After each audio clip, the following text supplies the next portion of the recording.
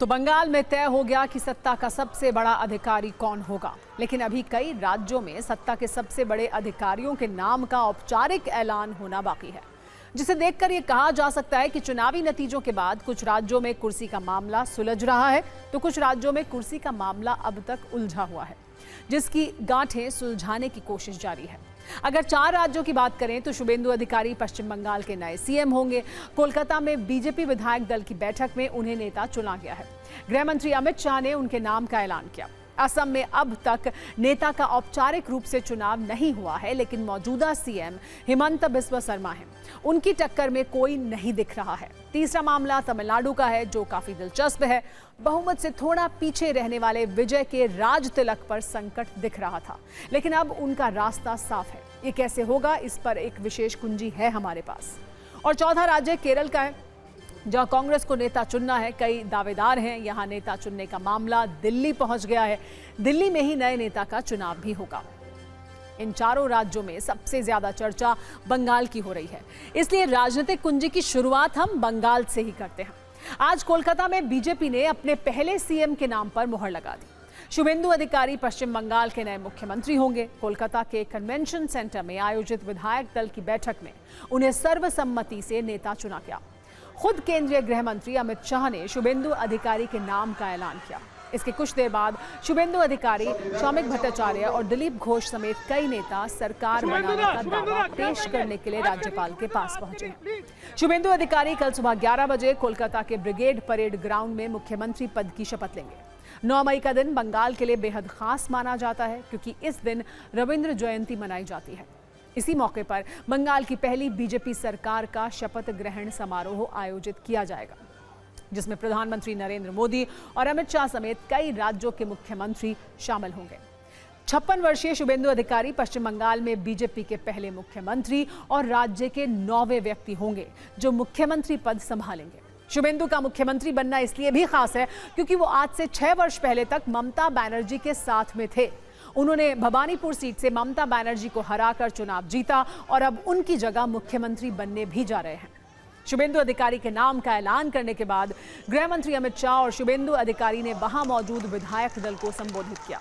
अमित शाह ने संबोधन में नए मुख्यमंत्री के लिए दिशा निर्देश के साथ साथ नई सरकार के लक्ष्य को भी तय कर दिया। अमित शाह ने खास तौर पर यह कहा कि बंगाल के नतीजे देश की सुरक्षा को अभेद्य करने का काम करेगी। उन्होंने श्यामा प्रसाद मुखर्जी के सपने के साकार करने के साथ साथ 5 बड़ी बातें कही। बंगाल समेत पूरे देश से एक घुसपैठिए को निकालेंगे। ममता राज में अपराधी राजनेता बन गए, अब ये खत्म होगा। शुभेंदु ने ममता को घर में हराया, भवानीपुर को दिल से धन्यवाद दिया। 2014 में बंगाल में हमारा खाता खुला, आज सरकार बन गई। 23 जिलों में से 20 जिलों में बीजेपी नंबर 1 पार्टी बनी है। 9 जिलों में ममता का खाता नहीं खुला है।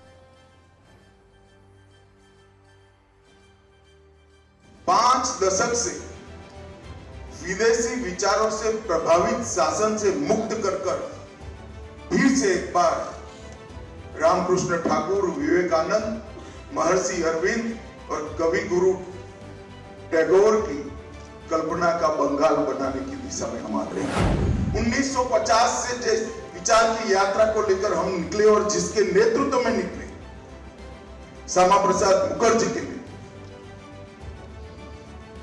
उनकी ही जन्मभूमि में 1950 के बाद आज 2026 में श्यामा प्रसाद जी की ही पार्टी की सरकार बन गई है। हमारे अभी के अध्यक्ष श्रमिक भट्टाचार्य जी एक उपचुनाव जीतकर हमारा खाता खोले थे। 2014 की बात कर रहा हूं।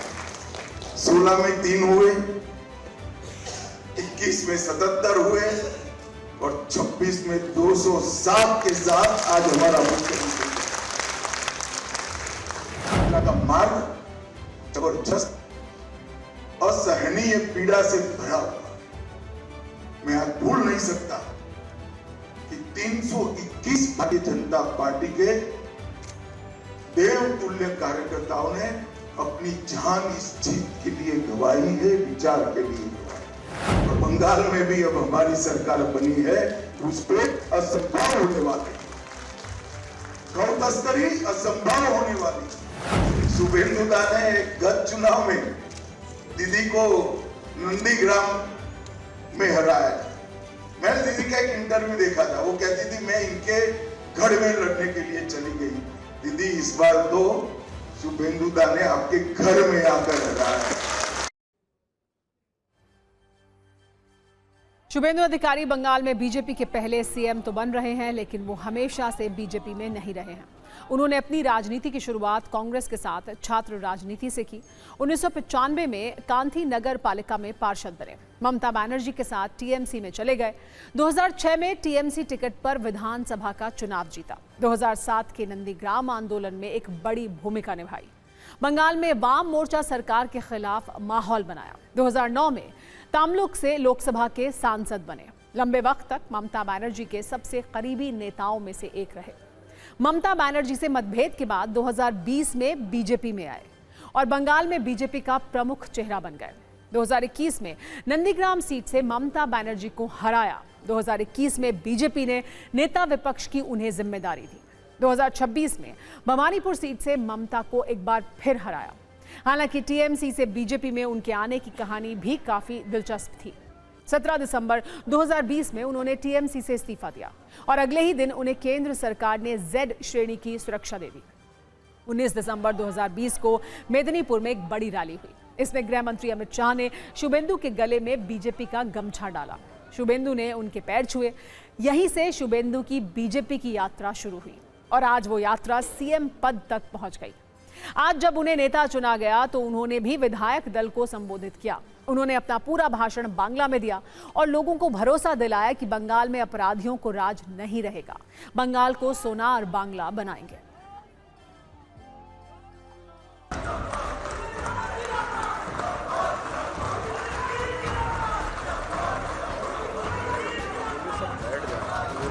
আমাদের নেতা নরেন্দ্র মোদীজি যে যে গ্যারান্টি দিয়েছেন সব গ্যারান্টি পূরণ করার কাজ ভারতীয় জনতা পার্টির সরকার করবে।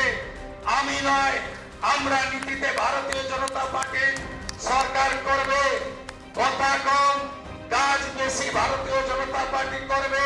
আমি আপনাদের কাছে কথা দিতে পারি, আগামী মন্ত্রিমণ্ডল, আগামী বিধায়ক দল, সর্বোপরি ভারতীয় জনতা পার্টির সংগঠন, বিচারধারার সঙ্গে যুক্ত লোকজন এবং অসংখ্য পশ্চিমবাংলার সাংস্কৃতিক চেতনার রাষ্ট্রবাদী নাগরিককে নিয়ে আমরা সংকল্পপত্র প্রত্যেকটা সময়বদ্ধ সময়ের মধ্যে পূরণ করব।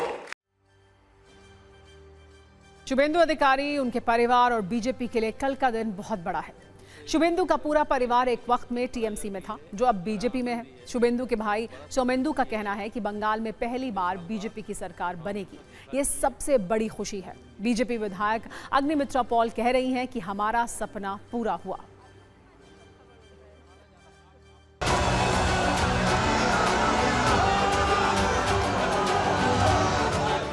और मेरे भाई तो वो है ही, ये तो कोई अस्वीकार करने का बात नहीं है। लेकिन नेता हमारे बन रहे, पश्चिम बंगाल में पहली बार भाजपा सरकार बन रही है, यही सबसे बड़ी बात है। कितना गर्व हो रहा है कि आपका परिवार से कोई मुख्यमंत्री। वो तो एक गर्व है, लेकिन सबसे बड़ा गर्व ये है, बड़ा आनंद ये है, बड़ा संतुष्टि ये है कि इतने साल बाद श्यामा प्रसाद मुखर्जी जिस धरती से जन्म लिए थे, जो धरती श्यामा प्रसाद मुखर्जी ने बनाया है, उस धरती में एक जातीयतावादी सरकार, भाजपा सरकार बन रही है। पहले हम लोग मोदी जी के सैनिक हैं और डॉक्टर श्यामा प्रसाद मुखर्जी के जो सपना वो पूरा किया है, इसके ऊपर और कुछ नहीं। आज के दिन तो बोल दीजिए। बोले ना, वो सपना पूरा हुआ, बस और कुछ नहीं। धन्यवाद देना चाहता है बंगाल के लोगों को, स्पेशली महिला को। मुख्यमंत्री ममता बनर्जी जो थे, एक्स मुख्यमंत्री, और उनका भतीजा अभिषेक बनर्जी, इनके खिलाफ भी काफ़ी आरोप थे। क्या उसके ऊपर भी कोई फाइल खुलेगी? डेफिनेटली अगर दुर्नीति, करप्शन और खून, धर्षण के ऊपर केस खोले तो आज जो केस बंद करके रखा गया है वो तो केस खुलेगा। ये कॉमन सेंस से यही लगता है। बहुत अच्छा लग रहा है कि इतने दिनों का परिश्रम का फल, कई जनरेशन का परिश्रमों का फल आ गया। आप लोग जो लगातार कह रहे थे ममता बनर्जी की सरकार खत्म होना चाहिए, तो खत्म हुई, अब आप लोगों का टारगेट है, कौन सी टारगेट है, कौन सा पूर्ण करना है? हमारे होने वाले मुख्यमंत्री ने सारा चीज़ बता दिया। जो मैनिफेस्टो में लिखा हुआ है उसको पूर्ण करना, मतलब भरोसा पत्र जिसे हम बोलते हैं बांग्ला में, उस भरोसा पत्रों में जो जो लिखा हुआ है, मोदी जी ने जो गारंटी दिया है, मुख्यमंत्री जी ने जो उर्वी मुख्यमंत्री जी ने जो बताया है, उसका ही वही हमारा टारगेट है। तो बंगाल का नया मुख्यमंत्री तय हो गया, लेकिन नए सीएम और नई सरकार के सामने सबसे बड़ा सवाल पश्चिम बंगाल के लॉ एंड ऑर्डर का होगा। शुभेंदु अधिकारी के पीए चंद्रनाथ की हत्या को करीब 45 घंटे हो चुके हैं, लेकिन अब तक पुलिस के हाथ कुछ ठोस नहीं लगा है। जांच जारी है वाली लाइन का रिपीट टेलीकास्ट हो रहा है। इस बीच पुलिस सूत्रों का दावा है कि चंद्रनाथ रथ हत्या के लिए बिहार से 2 शार्प शूटर बुलाए गए थे। एक स्थानीय अपराधी ने उनके रहने, गाड़ियों और दूसरे इंतजाम किए थे। ऐसा अनुमान है कि हत्या के लिए करीब 30 से 40 लाख रुपए की सुपारी दी गई थी। हत्या के बाद आरोपी कोलकाता एयरपोर्ट से फ्लाइट के जरिए फरार होने की योजना बनाकर आए थे। पुलिस और सीआईडी को शक है कि भागने के लिए पहले से फर्जी पहचान पत्र भी तैयार रखे गए थे। पड़ोसी राज्यों के पेशेवर शूटर की संलिप्तता का संदेह होने के मद्देनजर पश्चिम बंगाल के सीमावर्ती जिलों के पुलिस थानों में निगरानी और तलाशी अभियान तेज कर दिया गया है। पुलिस का यह भी कहना है कि कुल मिलाकर विस्तृत जांच जारी है। जिस तरीके से हमला किया गया उससे इस बात के संकेत मिल रहे हैं कि हत्या से पहले पूरी तरह से रेकी की गई। पुलिस को यह भी शक है कि राज्य के बाहर से भाड़े के पेशेवर शूटर्स ने आकर यह हत्या की थी। इस बीच पुलिस ने सीमावर्ती जिलों के सभी थानों को सतर्क कर दिया है। जिस रोड पर यह हत्या हुई उस इलाके के सीसीटीवी फुटेज को बारीकी से देखा जा रहा है। जांच में अब तक ये तथ्यों के अनुसार पता चला है कि बंदूकधारियों ने हमला करने से पहले रथ की गाड़ी का पीछा किया था। हालांकि पुलिस अभी तक हत्या का मकसद पता नहीं लगा पाई है। इस बीच इलाके में बड़ी संख्या में पुलिस और केंद्रीय बलों की तैनाती की गई है। शुभेंदु अधिकारी के पीए चंद्रनाथ रथ को मारने वालों की तलाश जारी है। इस बीच कल भी पश्चिम बंगाल में छिटपुट हिंसा हुई है। पहली घटना संदेशखाली विधानसभा क्षेत्र की है, जहां बीजेपी कार्यकर्ता संदीप मंडल को गोली मारने की कोशिश हुई। बीजेपी का आरोप है कि गुरुवार देर रात बसीरहाट में टीएमसी समर्थित बदमाशों ने संदीप मंडल पर फायरिंग की। हालांकि गोली निशाने पर नहीं लगी और वो बाल बाल बच गए। दूसरी घटना हाडोआ विधानसभा क्षेत्र की है, जहां बीजेपी कार्यकर्ता विशु दास की दुकान पर बम फेंके जाने का मामला है। बीजेपी के अनुसार रेगंगा में देर रात तृणमूल से जुड़े बदमाशों ने दुकान को निशाना बनाकर बमबाजी की। इस घटना के बाद इलाके में डर और आतंक का माहौल है। दोनों घटनाओं के बाद पुलिस के शिकायतों के आधार पर जांच शुरू कर दी है। वहीं तृणमूल कांग्रेस ने सभी आरोपों को निराधार बताते हुए इन घटनाओं से किसी भी तरह के संबंध से इनकार किया है। सत्ता में आइए अब बात करते हैं तमिलनाडु की, जहां से विजय के बहुमत को लेकर एक बड़ा अपडेट है। पिछले कई दिनों से हर किसी के मन में यही सवाल उठ रहा था कि क्या तमिलनाडु में जबरदस्त सफलता हासिल करने वाले विजय थलापति को सत्ता मिलेगी? क्या वो मुख्यमंत्री बन पाएंगे? क्या वो बहुमत के आंकड़े को हासिल कर पाएंगे? आज इसका जवाब मिल गया। आज लगभग ये तय हो चुका है कि तमिलनाडु में अगली सरकार विजय थलापति की होगी। विजय थलापति की पार्टी टीवीएस का दावा है कि उसके पास बहुमत है। 118 विधायकों का समर्थन है। पिछले 2 मुलाकात में तमिलनाडु के राज्यपाल ने स्पष्ट शब्दों में कहा था कि 118 विधायकों का समर्थन पत्र चाहिए। आज का अपडेट यह है कि विजय लगातार तीसरे दिन वो राज्यपाल से मुलाकात के लिए जा रहे हैं। बताया जा रहा है कि आज वो 118 विधायकों के समर्थन का दावा पेश भी करेंगे। इससे पहले आज बड़ी हलचल देखने को मिली। कई तरह की चर्चाएं चल रही थी, कई दावे किए जा रहे थे। टीवीके ने भी ऐलान कर दिया कि अगर डीएमके और एआईएडीएमके सरकार बनाने का दावा पेश करती है तो उसके सभी विधायक इस्तीफा दे देंगे। टीवीके समर्थकों ने आज लोक भवन के सामने प्रदर्शन किया, नारेबाजी की। तमिलनाडु में कांग्रेस ने गवर्नर के खिलाफ पूरे राज्य में विरोध प्रदर्शन भी किया था। इतना ही नहीं, विजय थलापति को मुख्यमंत्री बनाने के लिए मरियम्मन मंदिर में पूजा की गई थी। सलक्करई मरियम्मन मंदिर में टीवीके कार्यकर्ताओं ने विशेष पूजा अर्चना की और टीवीके प्रमुख विजय के तमिलनाडु का मुख्यमंत्री बनने की प्रार्थना की। ऐसी सियासी हलचल के बीच अब तस्वीर साफ होती हुई नजर आ रही है। बताया जा रहा है कि टीवीके ने बहुमत के आंकड़े को हासिल कर लिया है। ये कैसे संभव हुआ, ये भी आइए आपको बता देते हैं। आप समझिए, वैसे विजय को सत्ता का नंबर मिल गया, टीवीके के पास कुल 108 सीटें हैं। विजय थलापति 2 सीटों पर जीते हैं। ऐसे में 1 सीट से इस्तीफा देने पर नंबर 107 हो जाता है। 5 विधायक वाली कांग्रेस समर्थन का ऐलान कर चुकी है। रहा सीपीआई और सीपीएम भी विजय का समर्थन करेंगी। दोनों पार्टी के पास 2-2 विधायक हैं। ऐसे में यह नंबर 116 हो जाता है। इसके अलावा वीसीके यानी विदु थलाई चिरुथिंकल कांची पार्टी के भी समर्थन का दावा किया जा रहा है। इसके पास भी 2 सीट हैं। कुल मिलाकर बहुमत का आंकड़ा 118 हो जाता है। मतलब ये कि विजय की सत्ता का रास्ता लगभग तय हो चुका है।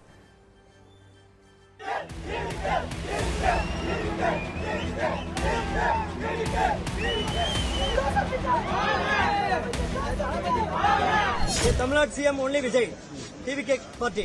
In the interests of Tamil Nadu to have a stable secular government, our party has decided to extend support to Mr. Vijay, the leader of TVK. That is our position. So at present, actually, TVK is going to gain the full majority, and we are very happy to see that the Communist, VCK, and CPM has accepted the people's mandate to form the government and to make CM Vijay as CM, the Chief Minister of Tamil Nadu. 3 political parties, CPI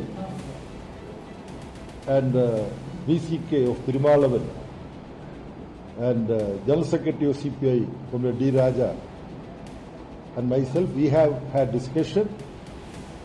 We have advised our state units in Tamil Nadu to have consultation and take suitable steps so that the single largest party in Tamil Nadu would be able to prove his majority. The governor will be left with no option but to invite the single largest party for forming the government. इससे पहले आज दिन भर तमिलनाडु का सियासी तापमान high रहा। TVK और कांग्रेस के नेताओं ने तमिलनाडु के राज्यपाल पर सवाल उठाए। शहर शहर प्रदर्शन किया गया। बहुमत वाली संवैधानिक चर्चाओं के बीच खबर यह भी है कि टीवीके के एक नेता ने सुप्रीम कोर्ट में एक रिट याचिका दायर की है, जिसमें तमिलनाडु के राज्यपाल को निर्देश देने की मांग की है कि अदालत अभिनेता विजय की टीवीके को सरकार बनाने के लिए आमंत्रित करे।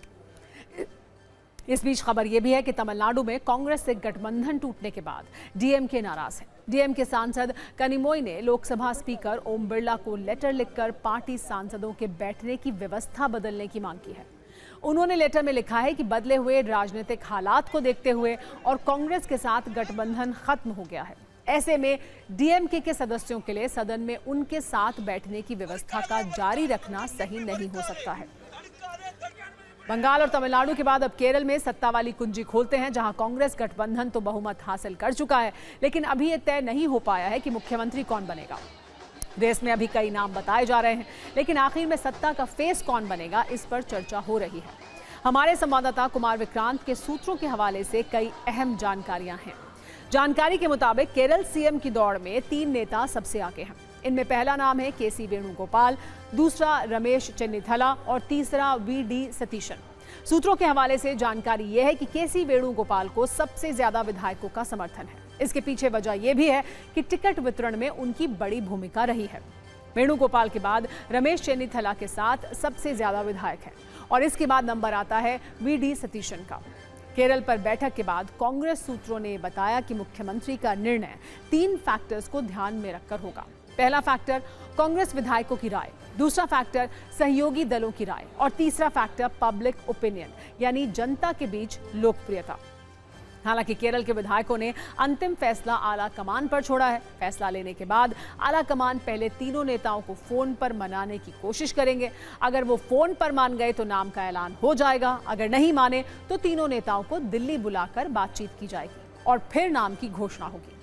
सूत्रों के अनुसार नई जानकारी यह भी है कि आज देर रात केरल कांग्रेस अध्यक्ष सनी जोसेफ और सीएम पद के 2 दावेदार रमेश चेन्निथला और वीडी सतीशन दिल्ली आ सकते हैं। केसी वेणुगोपाल दिल्ली में पहले से ही मौजूद हैं। मतलब यह कि अब दिल्ली में केरलम के मुख्यमंत्री का नाम फाइनल होगा।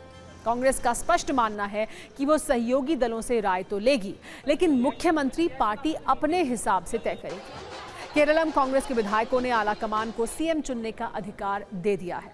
विधायकों की राय के आधार पर कांग्रेस अध्यक्ष मल्लिकार्जुन खड़गे को रिपोर्ट सौंप दी गई है।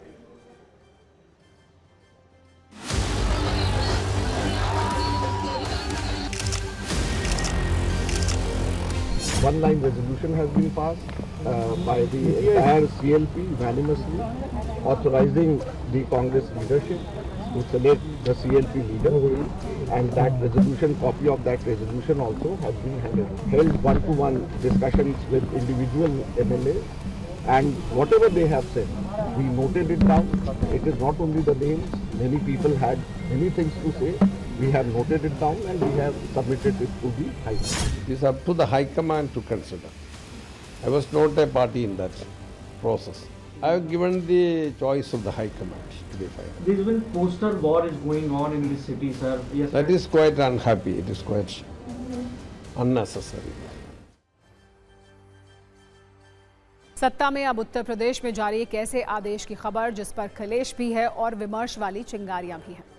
यूपी के मुख्य सचिव ने राज्य के सभी अपर मुख्य सचिव, प्रमुख सचिव और डीजीपी के साथ सभी डीएम को एक निर्देश जारी किया है।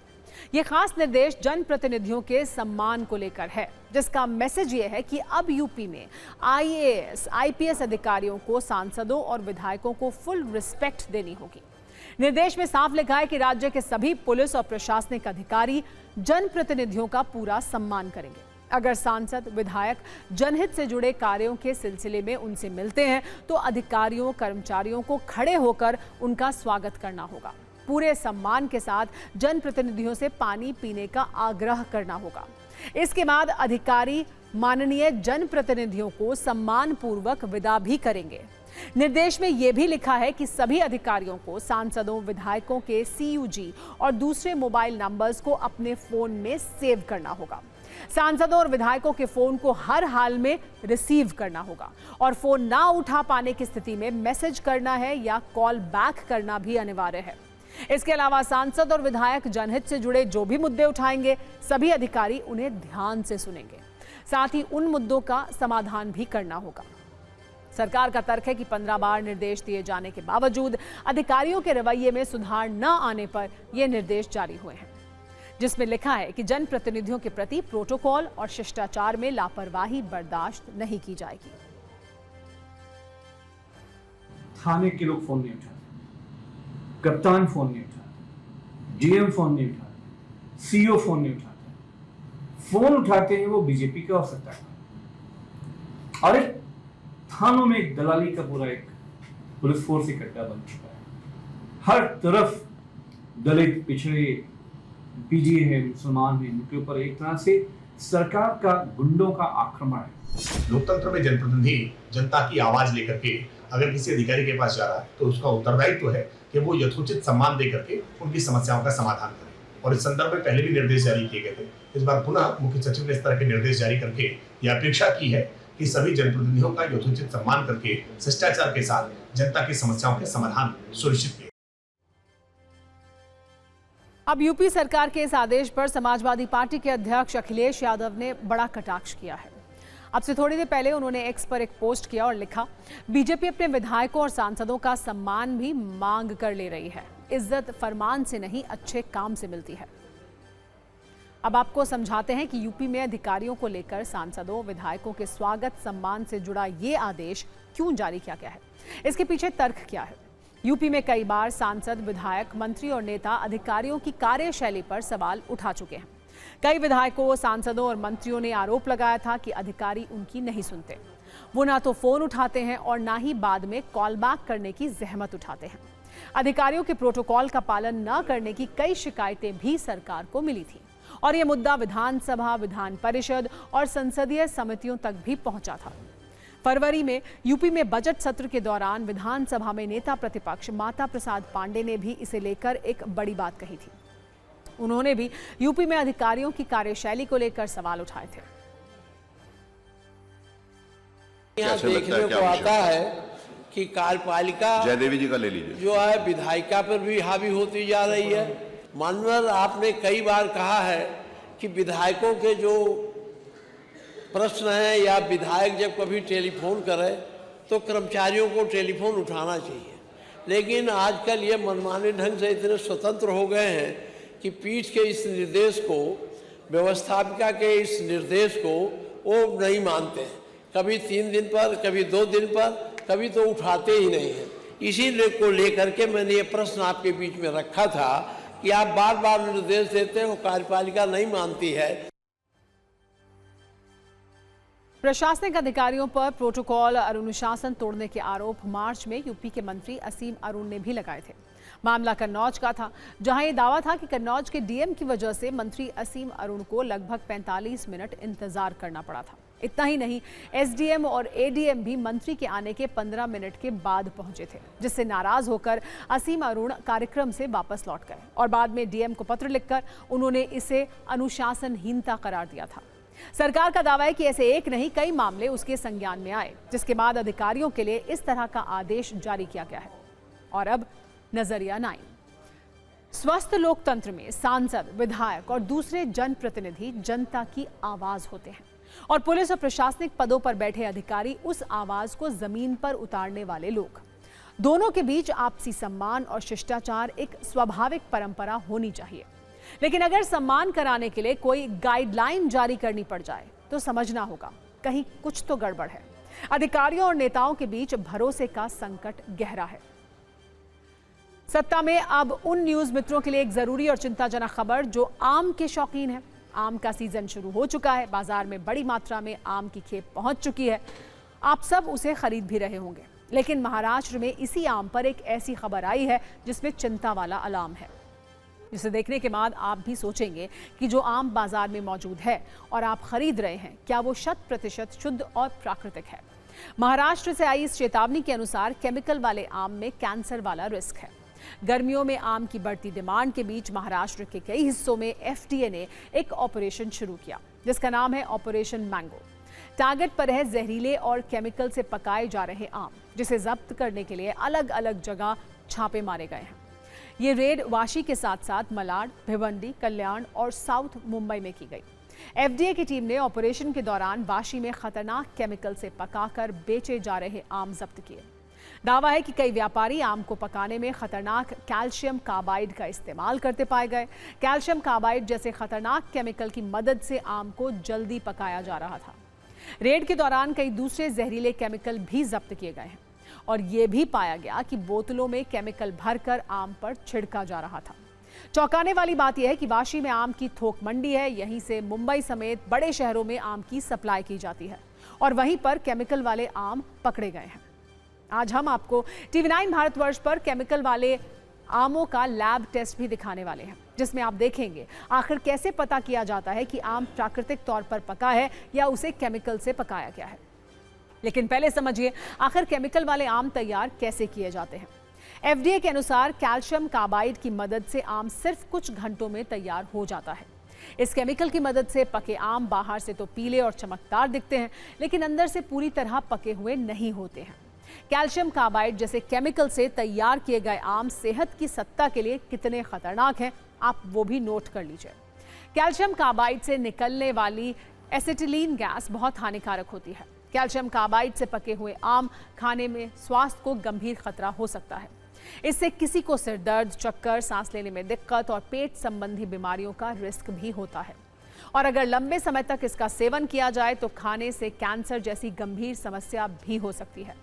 ऑपरेशन मैंगो के बीच TV9 भारतवर्ष के रिपोर्टर एफडीए की लैब में पहुंचे और ये देखा कि संदिग्ध आमों की जांच कैसे की जाती है।